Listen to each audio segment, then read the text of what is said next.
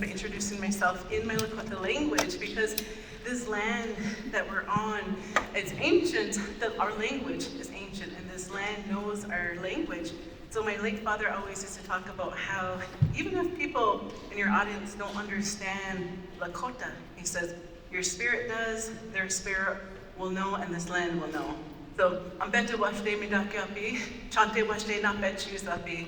We talk between we now Jessie Taken Alive Rencountre, and machapi. Hunk papa Lakota, imataha. What I said to you today in the Lakota language was good day, relatives. I greet you all with a heartfelt handshake. My Lakota name is Wichafpe Tumpiwi, which means woman who was born from the stars. My English name is Jessie, my maiden last name is Taken Alive, and my married last name is Rencountre. I come to you from the band of Lakota, Sitting Bull's band of Lakota called the Hunkpapa Lakota. I grew up on the Standing Rock Indian Reservation all of my life, and I was blessed by having wonderful parents to be able to grow up with teaching us some of the Lakota values, the culture, some of our ancient ceremonies, and they had 5 children, so I have 4 siblings. I'm the youngest of 3 girls, and I used to get teased all the time from my older siblings that I was the baby girl and I was spoiled and all this stuff, but it was kind of funny growing up and such. But you know, I had a wonderful upbringing because of my parents, and you know, I was at the time when I was born, my parents, being young, that they were in their mid-20s, they had realized that they wanted to live a sober life. And so with that, you know, they tried their best and what they knew how to do as young Native American adults in their mid-20s on a reservation. My dad, you know, trying his best as a father, and maybe he did spoil me a little bit. I'm named after my late father, Jessie or Jay Taken Alive. And you know, growing up, my dad, people would call me a big daddy's girl, right? And you know, my dad, he tried his best to give me the world, to show me and such. And I always say that how our upbringing is how it's meant to be, because it teaches us lessons and it sets us up for life, even if we had difficult challenges growing up. But my father and my mother laid the foundation for my siblings and I to be able to grow up with these teachings, these ceremonies and such. And not only that, but when I was a little girl, we used to have this store and the town I grew up in was called McLaughlin. It's on the Standing Rock Reservation, with this little like hardware store. It was trustworthy and coast to coast, that changed the name and such, but they would give out these little magazines like you would get from Target in the mail and such. I remember getting one, and in there was a picture of a bike. A picture of a bike, and it was a strawberry shortcake bike. I was obsessed with strawberry shortcake at the time. In fact, my grandpa, we used to call him Lala, that's how you say grandpa in Lakota, he used to call me strawberry shortcake because of my obsession with strawberry shortcake. So I see this little strawberry shortcake bike, and in my mind, I'm like, this is gonna be my bike, right? Little did I know, I was like 3 or 4 years old. My parents didn't have very much money. We were struggling, having commodities and such, and you know, they were living paycheck to paycheck with what they had. But my little girl mind said, this bike is gonna be mine. I took that magazine and I slept with it, and I had it, and I imagined myself riding this strawberry shortcake bike with the streamers hanging off of the handlebars, and even in my mind, imagining where I was gonna park that bike. Well, little did I know, later on, years in a row, my parents said that they were talking of like, we don't have any money to buy her this bike, but obviously she wants this bike and she keeps saying that this is her bike. Well, what happened is my dad went down to the local hardware store, and the owners at the time they weren't the nicest people. They kind of had a reputation for being crabby and angry and such, and the racial tensions were kind of high actually too. So little did I know though, my dad walked into the store and he asked the owner to charge a bike. And that didn't really happen back in the 80s. But this guy must have been touched or something happened that day. He allowed my dad to charge the strawberry shortcake bike. There I am. I still remember walking this bike down the ramp, being super excited, right? And so in my mind, as this little girl, I started realizing like, oh, all I have to do is imagine what's gonna be mine, and I'm gonna have it, right? My manifestation or law of attraction started as a 3 or 4-year-old little girl. I got the bike, and I don't know how long it lasted, but I rode it all the time. And even with that bike, I didn't have the training wheels on, not even very long, I think for like a week. And I remember telling my dad, I want these training wheels off. And my mom was like, no, you just now learn how to ride a bike. You can't take your training wheels off. But I was like, yeah, I can, Mom. Like, Dad, take my training wheels off. Right before he was going to go play softball with his friends. And they were running late. There's my dad, grabs his toolbox, and he hurries up and takes them off. And I'm sitting there. I'm like, I'm gonna ride this bike. No idea how to ride without training wheels. But in my mind, I imagine like, oh, I know how to do this. As soon as he took them off, I jumped on my bike and I rode down the street without training wheels. But I realized as this little girl, I was like, when you start imagining things and putting it in your mind, it becomes your reality, right? So this happened to me starting at a young age.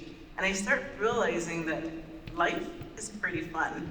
You can order things, kind of like how you click online and you order things off Amazon. As a little girl, I realized I can start ordering things from the universe. That's what I started realizing. And so my topic today is a little bit with, like the slide says the title, with intention we can be the creators of our own reality and impact the reality of others along the way. So this is me, the little 6-year-old version of me. I'm sitting on my dad's lap there. And I remember, again, my parents, they didn't receive their education, their college education. And so they had jobs at the time in their 20s and such to get us by. And when I was in first grade, I was 6 years old, probably about the age I was sitting on my dad's lap there, I loved school because I loved reading and I loved writing. So one day, my first grade teacher, Mrs. Flagstaff, she says, all right, boys and girls, we are going to be authors of a book. We're gonna publish a book. And in my 6-year-old mind, I was like, what? Oh my gosh, I'm going to make a book and people all over the world are gonna read my book. And so, little did I know that's not what was gonna happen. What we did is she gave us some first grade big line spaces paper and she shared it with us and we wrote our stories down. It was actually around this time of year in first grade because I remember being excited about Halloween. So I wrote a silly story about a Halloween witch, right? And when we were done, she just took some cardboard boxes, cut them up, and there was our front cover and our back cover. And we put it with wallpaper and she wrote the title. Nonetheless, my book wasn't distributed around the world, right? But I carried that book with me everywhere, and any grown-up that was around, I would make them read my book, right? And I don't know how many times my mom and dad read my book, and I told them, and I was like, here's my book. You can see I remember my mom's face of like, I read this like 10 times, but okay, right? So she'd read the book and such, and my grandparents would stop by, like, oh, grandma, here, look, read my book. And so I used to get a thrill, excited as a 6-year-old, knowing that the words that came out of my imagination were being read by other people. And so, my father at the time, later on, he ended up working at the local tribal college. Back then it was called Standing Rock College, that is now called Sitting Bull Community College and such. And we lived in the country. And back then in the 80s, like the camcorders that you had, they looked like great big giant TV recorders, right? great big ones, not the handheld ones, tiny ones, but he set up a tripod and he hooked it up to a TV. How many of you guys remember having a TV like this in the 80s? Oh my goodness, we had like 2 channels, right? And he hooked it up and I was like, Dad, what are you doing? He's like, there's a man coming out to the country where our house was. He said, I gotta interview him for work. And so I was like, oh, cool. So there I am carrying my book around again. And I watched him do this interview. I watched him hook up the camcorder to the big TV like this. And in my little 6-year-old mind, I thought, my goodness, my dad has the hookup, has the connections to put this man on TV for people everywhere to see. You know what, I'm going there, where next, right? I think he can let me read my book on TV so people can turn their TVs on and see me read my book, right? So the guy packs up and he leaves. The camcorder is still up and is like, Dad, I want to read my book. And of course, he lets it play because he's not recording. I didn't know that, right? And I didn't know that when the TV what was playing on our TV was not playing on everybody else's TV in the whole world, right? So I set up this chair and I'm this proud little 6-year-old girl, clear my voice, and I start reading my book. And I'm smiling and I'm proud and I can see my image and my video off on the TV. And this sets a seed for me at 6 years old. And then of course, with life, things change a little bit. Things change and I get older and my dreams change. I think I was a star of our 6th grade play in McLaughlin, and then that was like, oh, I'm gonna be a famous Native American actress. I'm not just gonna do plays, but I'm gonna be in movies, right? Things change, middle school happens. And on the reservation, there's not much to do. And so my best friend, who actually happened to be my first cousin as well too, Julie, we loved basketball. And so we would take our basketball, would go to the basketball courts, and it would get boring after a while, just me and her. So we realized, like, you know what? Let's find some guys to play against. Because to play against the boys, we're gonna become really good, right? We formed some friendships over those few years with some of the local boys in the town, and we became a lot better. Fast forward to high school, growing up and such, in the late 90s, we ended up having an epidemic of suicide on our Standing Rock Reservation. And I remember being a high school girl and being worried about what empty seat I'm gonna have in class, who's not gonna be there. That was the reality of my high school years. And the boys that we made friendships with in middle school and such with basketball, 7 of them, 6 of them had died of suicide, and the last one had died of alcohol poisoning. They were all gone by the time I was a junior in high school. And it crushed my world. And it crushed my world to see all my classmates losing hope of not wanting to be in this world anymore. And I remember watching a night show with Tom Brokaw on NBC, and they came to the reservation and they highlighted it. And I was kind of angry as this high school girl, as a teenager, because what happened after that was child psychologists from New York and California, all of these big cities came to the reservation. And they were wanting to help, good intentions, but as a high school teenager on the reservation, I thought, they don't know what it's like to grow up on a reservation. I'm grateful they're here, but how are they going to help us if they don't know? And so I decided that I was gonna go into mental health. Wasn't sure if I was gonna be a psychologist, wasn't sure if I was gonna be a counselor or not. Went into college, and I went through and I got a psychology degree, an American Indian Studies degree. Then I was like, now what? What do I do with these degrees? One of my good friends and who I went to undergrad with, she goes, hey, Jessie, I'm starting a master's in counseling program. You should come join. And I was like, oh yeah, I like school. I'll sign up. Signed up to be a counselor. And of course there was 2 tracks. You could do the agency track through SDSU, or you can be a school counselor. And I remember my late grandfather always talking about the importance of education and always being someone in the community. He says, no matter what you do, make sure you're an asset in the community, that you're always helping some way or another. So with the importance and stressing of education, and also my goal wanting to help in the mental health field, I went into school counseling. Well, the first couple of years, I had a hard time finding a job at first because no experience, fresh out of college. We spent at the Ihanktawan people on the Yankton Sioux Reservation. We spent a couple of years there, and I really just missed the Black Hills. I talked to my husband and I said, we need to move back to Rapid City. I missed it, and he's like, you don't even have a job lined up. I was like, that's okay, I'll get a job. Of course, there was my imagination again. I was like, I'm gonna manifest this, right? I ended up having a dream where I walked down these hallways and somebody was showing me. Fast forward, I get a job. The new principal is walking me down these hallways, same exact hallways that I seen in my dream. So I was like, okay, it's meant to be.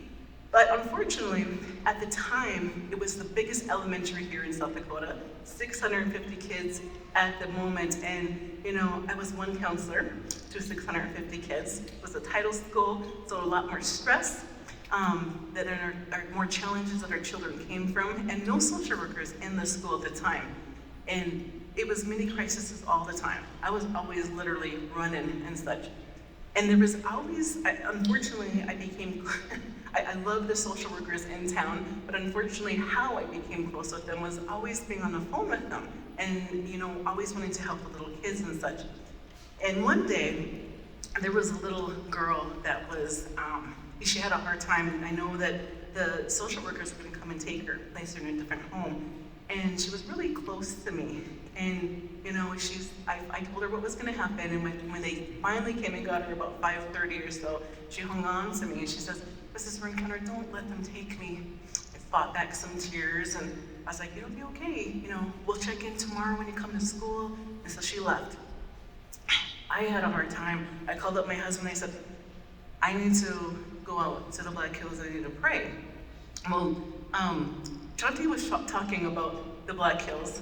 We call it, as Lakota people, the heart of everything that is. You can see it's in the shape of a human heart, right? But my dad always used to talk about, he says, sis, you live in a beautiful place. Whenever you have a hard day, go out and pray. Set your tobacco out. So I did.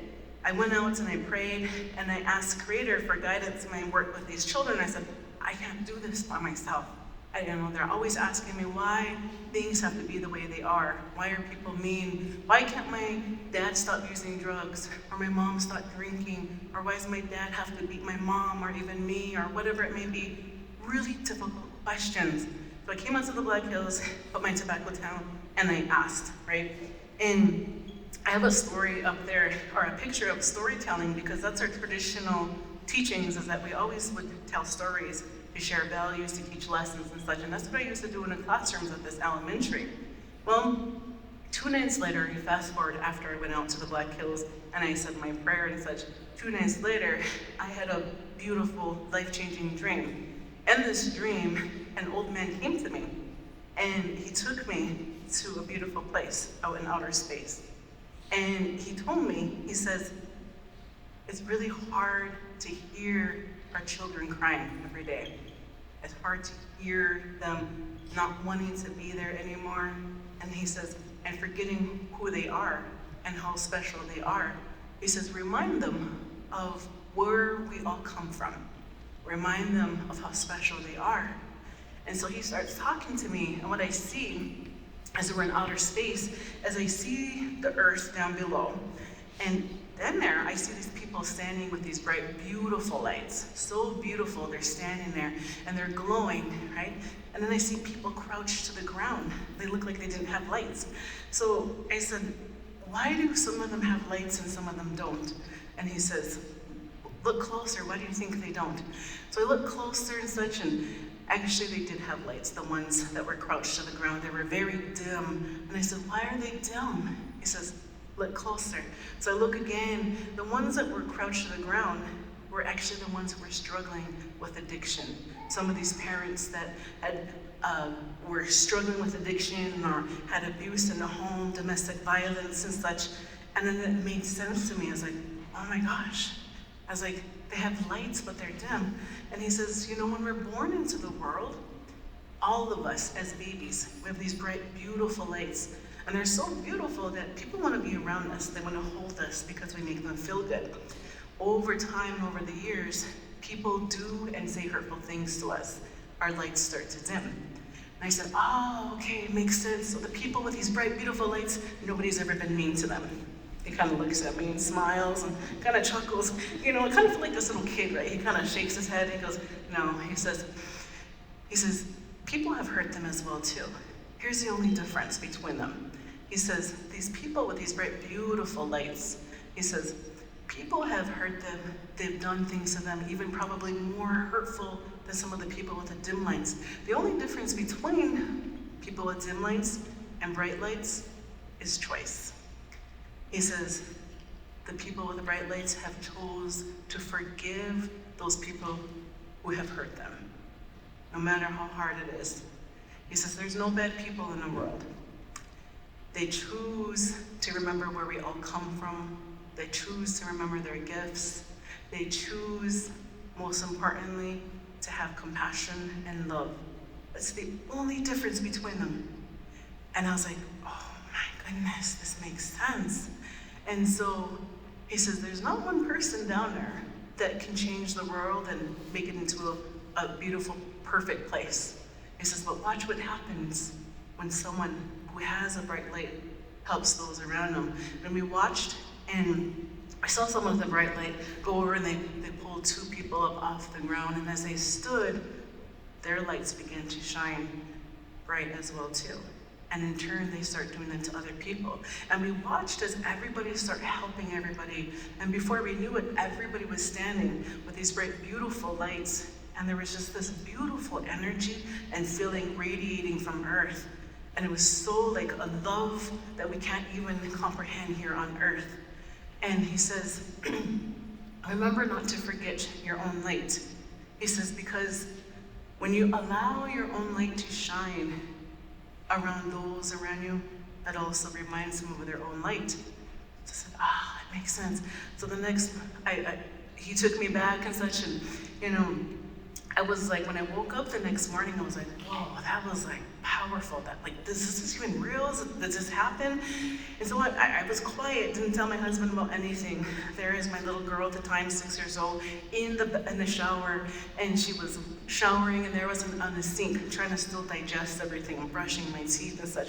And she's singing, and all of a sudden she stopped singing, and she says, hey, mommy, she says, did you know we all have bright lights in us?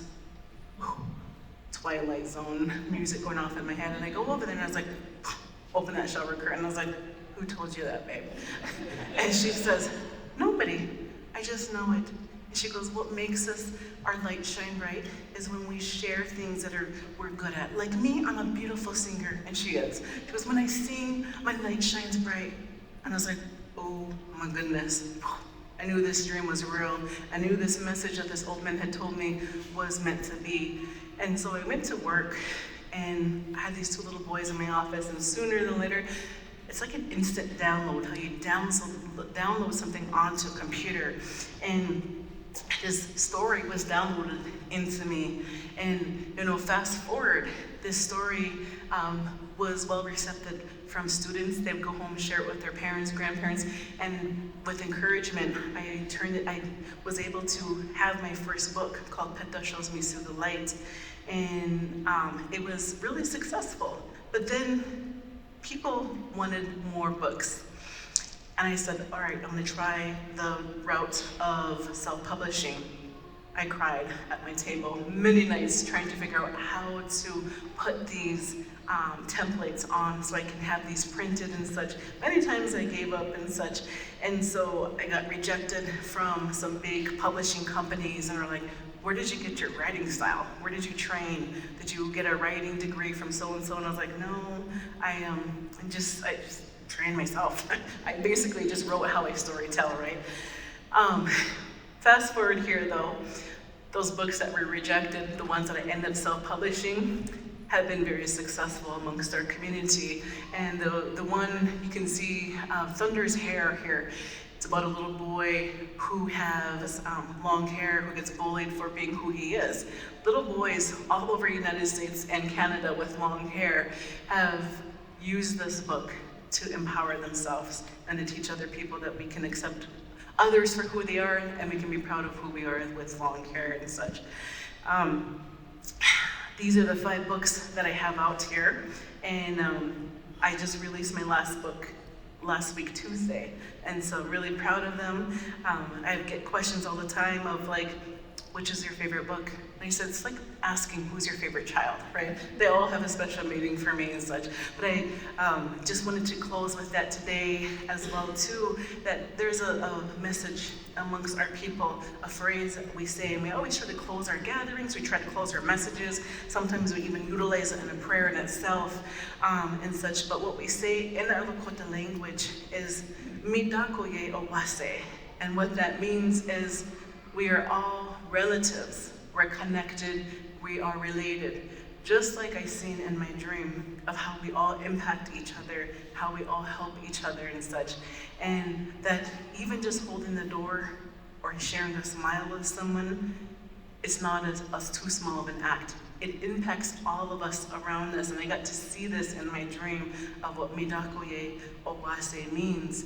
And all of us here, we're meant to be here on Winchimanka, Grandmother Earth. We all have gifts, we all have purpose here, and sometimes a lot of us forget what our gifts are. But my late father used to say, all of us are born with gifts, and if you don't remember your gifts, he says, look in the mirror, look into your own eyes, you'll start seeing, your spirit will start remembering what your gifts are. Some of us are beautiful singers, some of us storytellers, some of us leaders, whatever it may be, those gifts will resonate with you again, and it also allows you to see people's gifts as well too. So with that, relatives, I want to say, Pilamaye, thank you for allowing me to be a part of your day, your morning this morning as well too. With that, Midakoye Owase, thank you.